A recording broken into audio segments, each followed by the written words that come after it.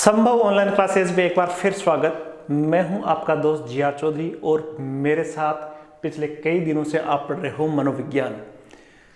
मनोविज्ञान का एक नया टॉपिक आज हम शुरू करेंगे और उस नए टॉपिक का बड़े गहराई से अध्ययन करेंगे। उस नए टॉपिक को स्टार्ट करने से पहले 1 मिनट के लिए आप इसको देखना और समझना।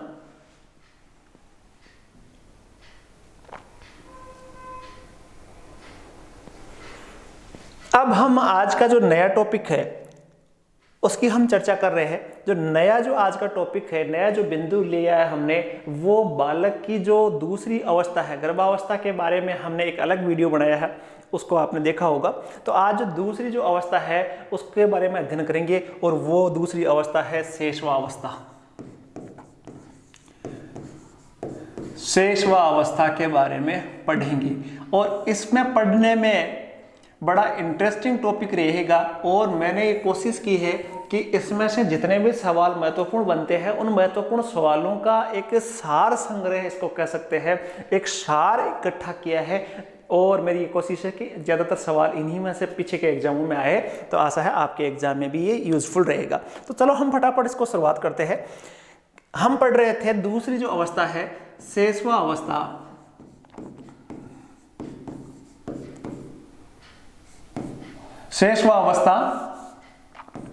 शेषवावस्था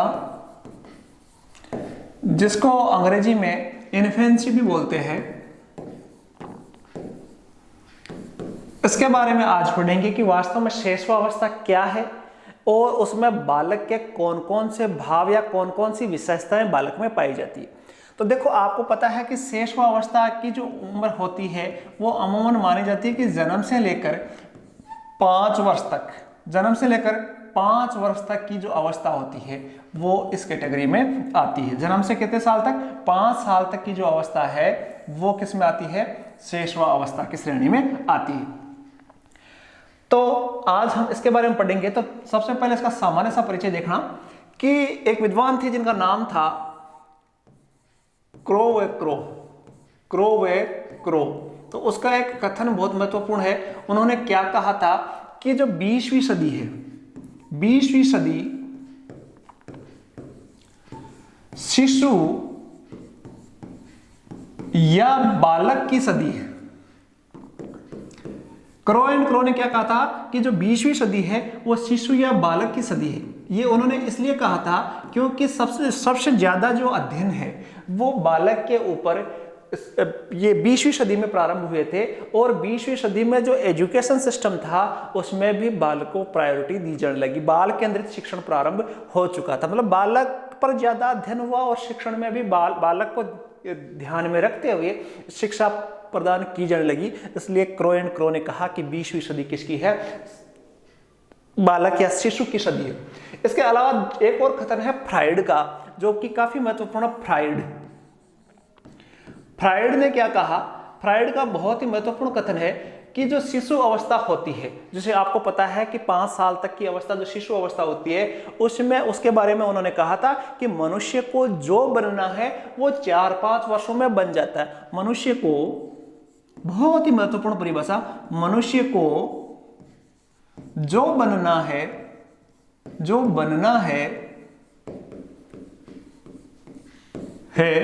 वह 4-5 वर्ष की अवस्था में बन जाता है। ये फ्राइड ने बहुत महत्वपूर्ण कहा कि जिस प्रकार बाल्य शेषवावस्था होती है उसमें जो निर्माण हो गया उसी के अकॉर्डिंग पूरा उसका जीवन बनेगा। तो फ्राइड ने कहा मनुष्य को जो बनना है वह 4-5 वर्ष की अवस्था में बन जाता है। बहुत ही महत्वपूर्ण कथन है, वो लिखवा रहा हूं मैं। फ्राइड का कथन हो गया, क्रो का कथन हो गया। इसके साथ ही एक और विद्वान थे जिनका नाम था वेलेंटाइन। बहुत ही महत्वपूर्ण, वेलेंटाइन ने जो शेषवावस्था थी उसको आदर्श काल कहा था, सीखने का आदर्श काल। तो उन्होंने परिभाषा दी थी कि शेषवावस्था सीखने का आदर्श काल है। शेषवावस्था, उन्होंने कहा था कि शेषवावस्था सीखने का आदर्श काल है। मतलब जो भी बच्चा सीखता है, सबसे आदर्श जो समय होता है जिसमें बच्चा बहुत जल्दी सीखता है, तो वो होता है शैशवावस्था। इसलिए वैलेंटाइन ने कहा कि शैशवावस्था सीखने का आदर्श काल है। तो कई बार सवाल भी आता है कि काल शैशवावस्था सीखने का आदर्श काल है, ये किस मनोवैज्ञानिक ने कहा? वैलेंटाइन ने। तो कई बार सवाल भी आता है, मैं कह रहा था सवाल भी आता है कि सीखने का आदर्श काल किसको कहा जाता है? तो वो सीधा सीधा इन्फेंसी या शैशवावस्था को सीखने का आदर्श काल कहा जाता है। इसके बाद में एक और विद्वान थे जिसका नाम था गुडएनफ।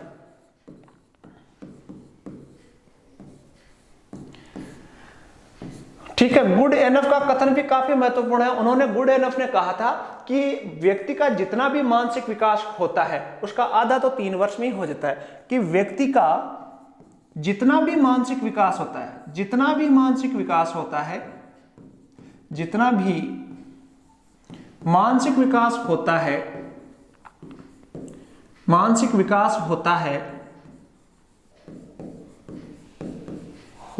विकास होता है, उसका आधा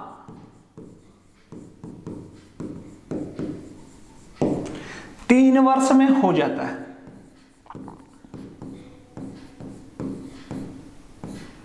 हो जाता है।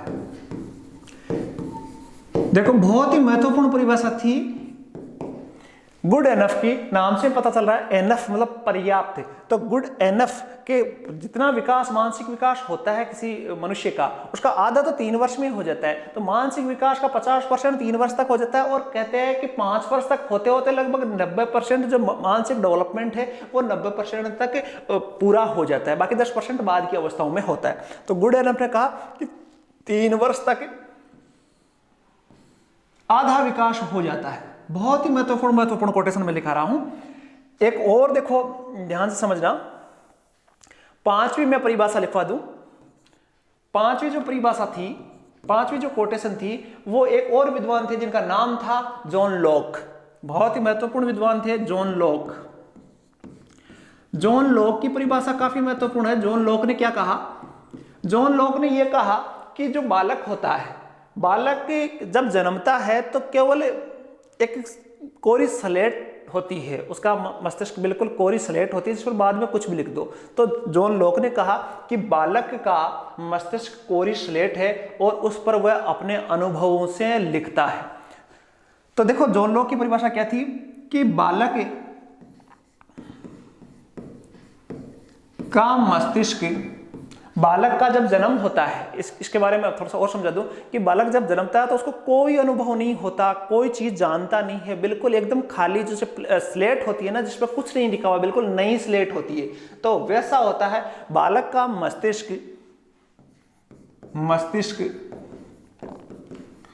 बालक का मस्तिष्क कोरी स्लेट होती है। कब होती है कोरी स्लेट? कोरी स्लेट कह दो आप, बिल्कुल साफ स्लेट कह दो, कोरी स्लेट हो। बालक का मस्तिष्क कोरी स्लेट होता है जिस पर वह अपने अनुभव से लिखता है। यह किसने कहा? अनुभव से लिखता है, लिखता है। यह परिभाषा थी जॉन लॉक की। इसके बाद में एक और विद्वान आए जिनका नाम था गेरिस। ये इनकी परिभाषा भी बहुत, इनकी जो वक्तव्य था वो भी बहुत महत्वपूर्ण था। 6 मैं लिखवा देता हूं। एक था गेरिस। गेरिस का जो कथन था वो भी काफी महत्वपूर्ण होता है। कई बार ये सवाल एग्जामों में आया भी है कि गेरिस का जो कथन दे दिया जाता है कि बालक प्रथम 6 वर्षों में जितना विकास करता है, अगले 12 वर्ष में तो उसका आधा ही विकास होता है। कहने का मतलब है कि जो 6 वर्ष की अवस्था तक बालक का जो विकास होता है वो अगले 12 वर्ष से दुगुना विकास हो जाता है। यह कथन था गेरिस का। तो देखो, ध्यान से सुनना। बालक प्रथम 6 वर्षों में, क्या लिखा? बालक प्रथम 6 वर्षों में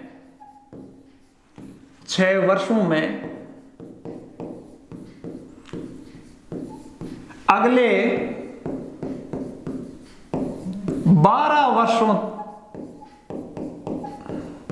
से दुगुना सीखता है।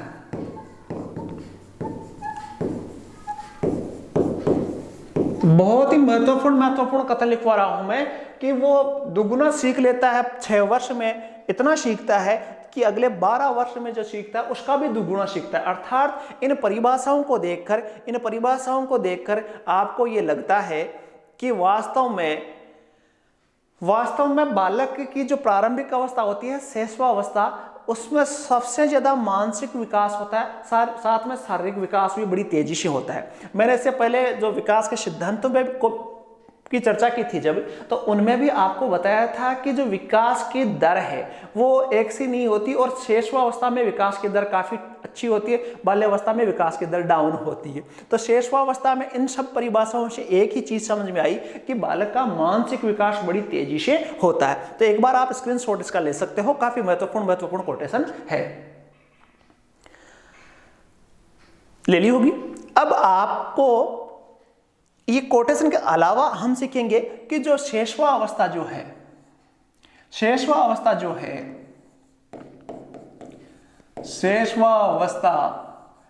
है उसमें बालक की क्या क्या विशेषताएं होती है, कैसा होता है, कौन कौन से काम करता है, कैसा सोचता है, विशेषताएं कौन कौन सी है उसके बारे में। और काफी महत्वपूर्ण टॉपिक है ये, इंपॉर्टेंट है, इनमें से सवाल बहुत सारे एग्जामों में देखने को मिलता है।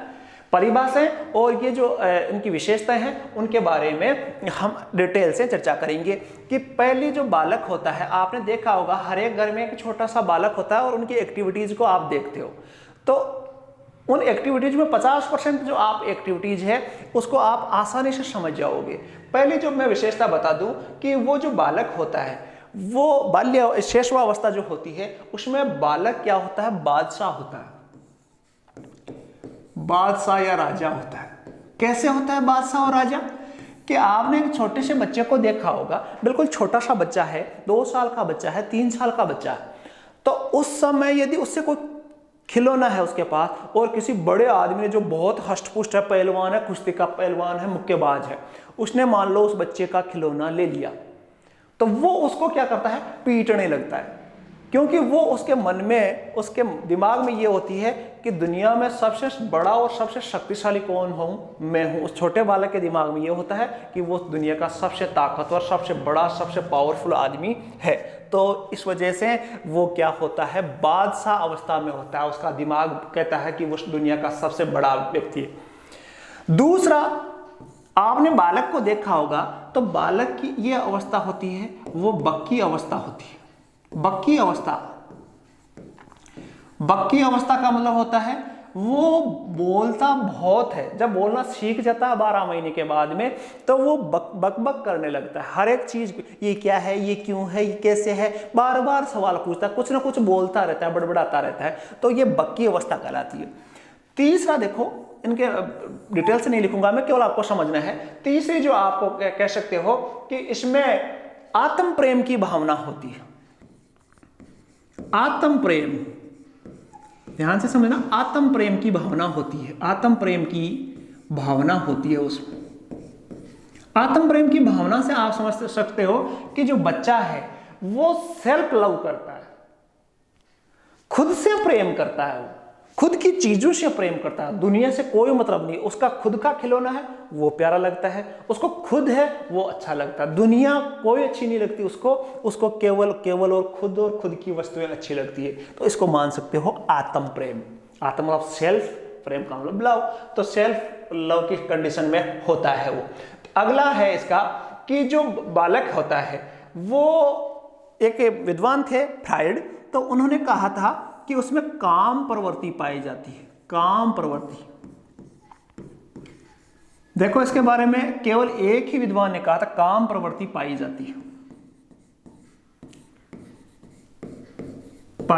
है, और ये केवल एक ही विद्वान ने कहा था, वो थे फ्राइड।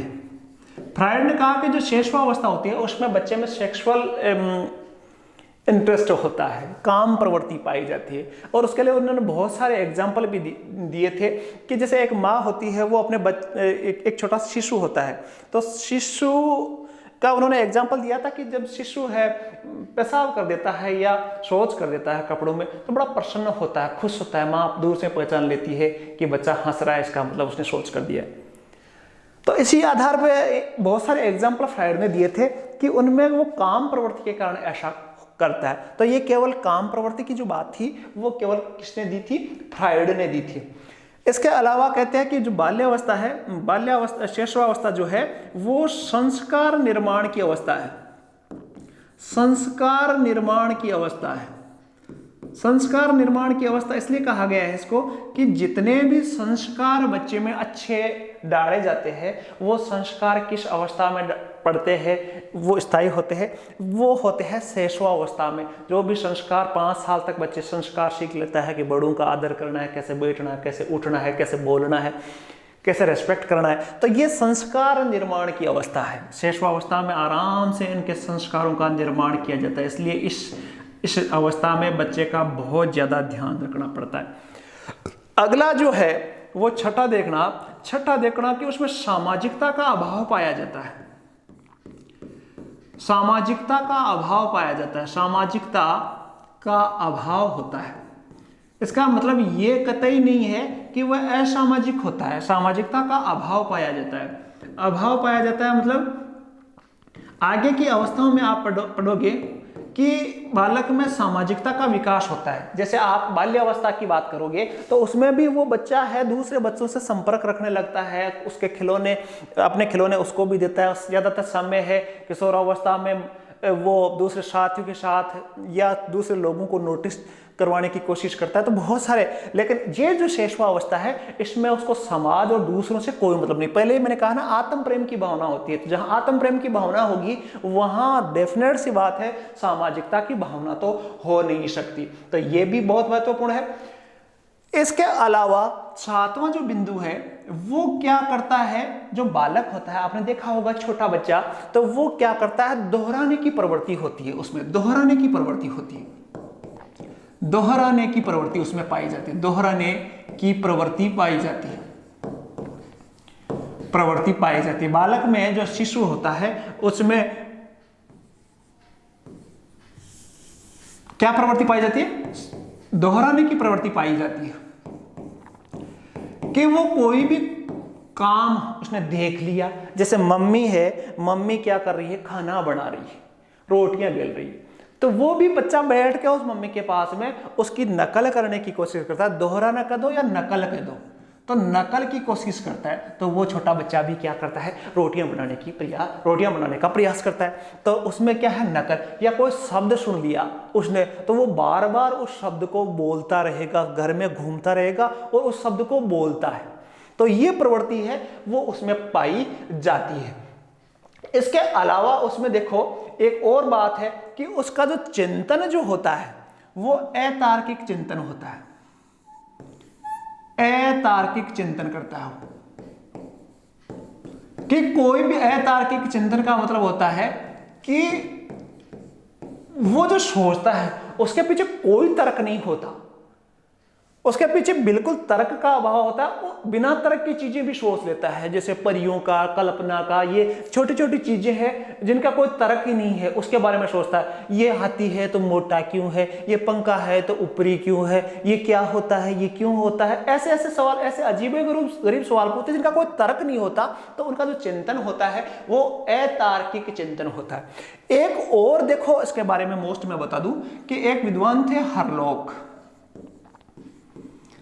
हरलोक ने क्या कहा था, जो शैशवावस्था है वो, उस शैशवावस्था का उन्होंने नाम बताया था कि शैशवावस्था को किस नाम से कहते हैं। तो उन्होंने, जो हरलोक थे, उन्होंने कहा था कि ये खतरनाक काल है। याद रखना, खतरनाक काल, खतरनाक काल किसको कहा था? कई बार सवाल आता है कि हरलोक ने किस अवस्था को खतरनाक काल कहा था, या अपीलीय काल भी कहा था। अपीलीय अवस्था, काल कह दो, अपीलीय अवस्था कह दो। अपीलीय अवस्था किस मोदी ने कहा शैशवावस्था को? शेषवावस्था को हरलोक महोदय ने कहा कि ये क्या है, ध्यान रखना, हरलोक ने कहा कि शेषवावस्था क्या है, खतरनाक। ये उन्होंने इसलिए कहा था क्योंकि जो भी बच्चे होते हैं 5 साल से नीचे की उम्र के बच्चे, 6 साल से नीचे की उम्र के जो बच्चे होते हैं, उनमें जो डेथ रेशियो है, जो बच्चे मरते हैं, चाहे बहुत सारी बीमारियों, छोटी मोटी बीमारियों से हो या कुपोषण से हो, जो भी कोई रीजन हो, उनमें मरने की जो दर है वो सबसे ज्यादा होती है। इसलिए हरलोक ने इसे खतरनाक काल कहा था, खतरनाक काल या अपीली काल या अपीली अवस्था का। अपीली अवस्था का मतलब होता है कि उस समय बच्चा सबसे क्यूट अवस्था में होता है, बड़ा प्यारा होता है और वो सबको अट्रैक्ट करता है। और ज्यादातर राइटर जो है, कवि है, उन्होंने उनकी जो रचनाएं है, यदि किसी बच्चे पर कोई कविता लिखी है तो इसी अवस्था के बारे में वो लिखते। तो एक अपीलीय अवस्था भी उन्होंने कहा था। ये किस विद्वान का कथन था? हरलोक का कथन था। इसमें एक और लिखना आप, एक और देखना आप, इसमें नैतिक अवस्थाओं का, नैतिकता का अभाव होता है, नैतिकता का अभाव होता है। वो उस उम्र में बच्चा नैतिक क्या है, अनैतिक क्या है, सही क्या है, गलत क्या है, उसका कोई मतलब नहीं होता।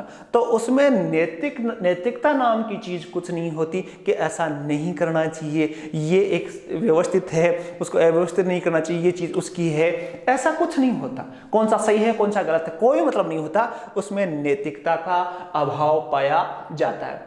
इसके अलावा देखो, एक और मैं कथन लिखूं, एक बार इसका स्क्रीनशॉट ले सकते हो, आपको याद रह जाएगा।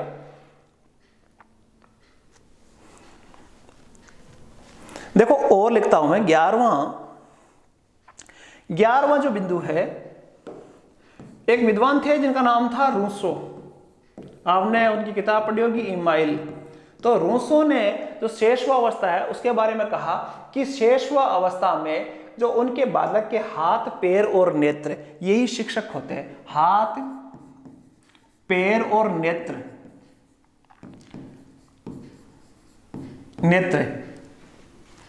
यही शिक्षक होते हैं उसके। क्योंकि जो बालक होता है वो सब कुछ इनसे शिक्षक होता है। या तो वो हाथों से कुछ टच करके सीखता, या पैरों से चलकर, पैर के को टच हुआ या पैरों से चलता है तो उस समय सीखता है, या फिर आंखों से उसने देखा। तो इन तीनों से वो बालक सीखता है। इसलिए रूसो ने उनका जो शिशु होता है, उनका शिक्षक, इन तीनों के बारे में कहा है। और एक और मैं बात बता दूं कि उस समय जो संवेग होते हैं, तो संवेग, उसमें जो मूल प्रवृत्तियां या मूल संवेग जो होते हैं, बहुत सारे संवेग होते हैं व्यक्ति में। मैकडुगल ने 14 संवेगों का जिक्र किया है। तो जो संवेग है, तो उसमें सबसे ज्यादा संवेग जो है वो कौन सा पाया जाता है? भय का संवेग पाया जाता है। उसके अलावा उसमें क्या होता है? प्रेम, क्रोध और पीड़ा।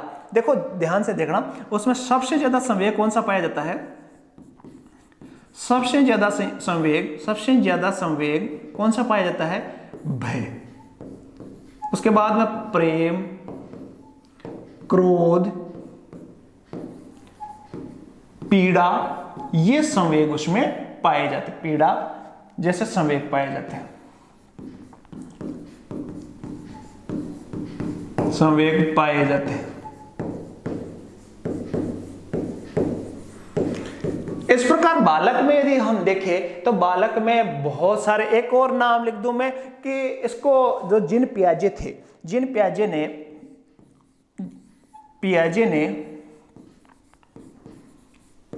ने इस अवस्था को क्या कहा था? नामकरण विस्फोट की अवस्था कहा था। नामकरण विस्फोट की अवस्था कहा था। नामकरण विस्फोट की अवस्था भी किसने कहा था?